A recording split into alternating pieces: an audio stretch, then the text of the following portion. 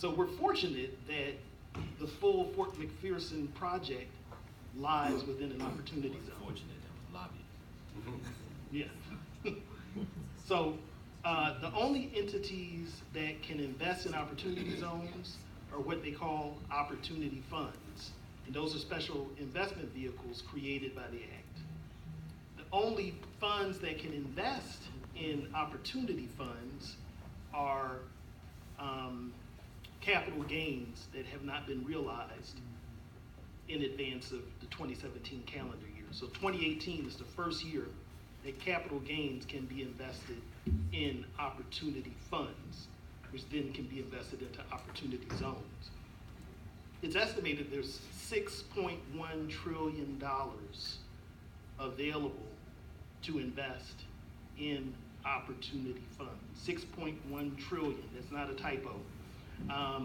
The reason that this is important, and we'll get into this a little bit later, is all of that capital, the vast majority of it, has a 180-day time frame when it has to be invested.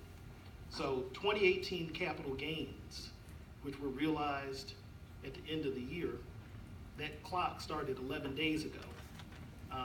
And the money has to be invested if they want to take advantage of this. And there are significant reasons why they would want to. They get a 15% discount to their capital gain, paying tax, and they don't have to pay any tax on that gain for 10 years. And in addition to that, any new gain that they make on their investment, they pay no taxes on. So it's a huge, huge benefit. As you heard in my bio, I do a lot of work with high net worth, ultra net worth individuals and family offices.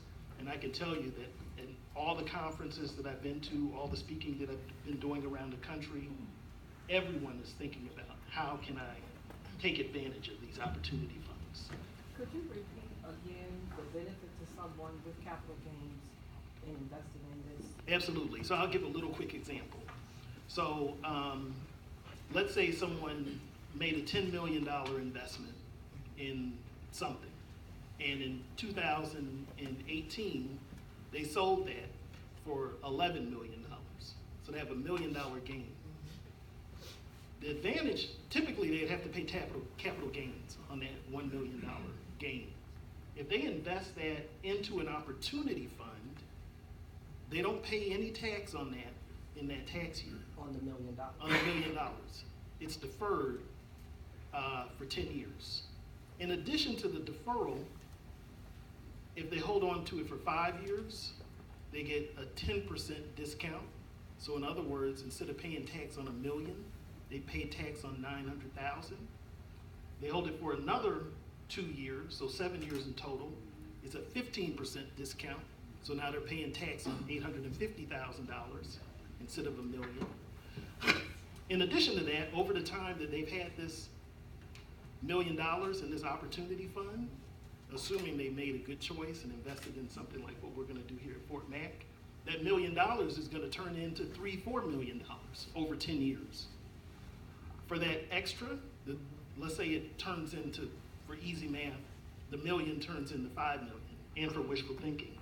The $4 million of new capital gains that they just made, no tax.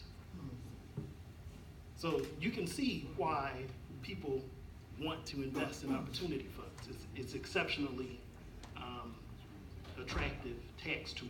So it's deferred for 10 years. At the end of that 10 years, you pay the regular capital gains tax on the initial investment? The $850 in the example we just used, yes, and that's it. Okay, so it's not a government program, it's a tax incentive, as I just walked through, which is very different than what we typically see. And it's the first new community development program or project that we've seen in 15 years. So what can they invest in? What can an opportunity fund invest in? An opportunity fund is a huge potential source of private funds that can be used to finance community development and infrastructure investments. It can invest in housing, affordable workforce, market rate. It can invest in commercial real estate projects and investments, retail, office, restaurant, hotels. slight footnote, we'll get to it later, it can invest in a casino. There's certain things that are prohibited. Gambling is one. It can invest in infrastructure investments. It also, and this is one area that a lot of people have not focused on nationally, even those that are focused on opportunity funds. It's not just a real estate tool. It also can invest in small businesses and businesses in general. It doesn't have to be a small business, but businesses that are located within an opportunity zone. So that's a huge opportunity.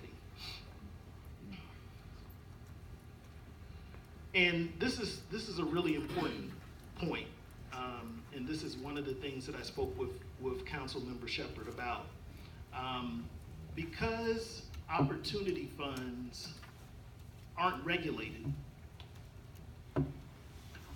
all you have to do to create an opportunity fund is declare that you are an opportunity fund. And you have to raise the money from the capital gains.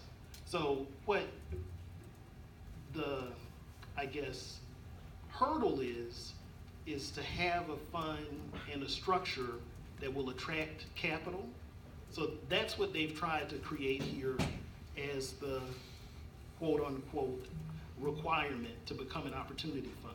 But the scary thing about that is there's really no oversight, okay? So unlike an SBIC fund or an SSBIC fund, which some of you may be familiar with, I ran two SSBIC, an SBIC fund and an SSBIC fund. There's a very strenuous process of going through Treasury and Commerce to get approved to have a license to run an SBIC fund or an SSBIC fund. That doesn't exist here. So that means it could be scary. The point that I emphasize on this page is there are ways for cities and local governments and related institutions to get in front of this. And that's to create partnership with specific opportunity funds or a specific opportunity fund. What's the benefit to that?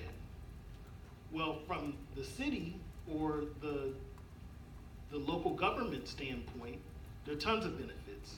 It's a way to have a direct connection to the source of capital and have a clear way that they are going to support projects that are within your development thought process, okay?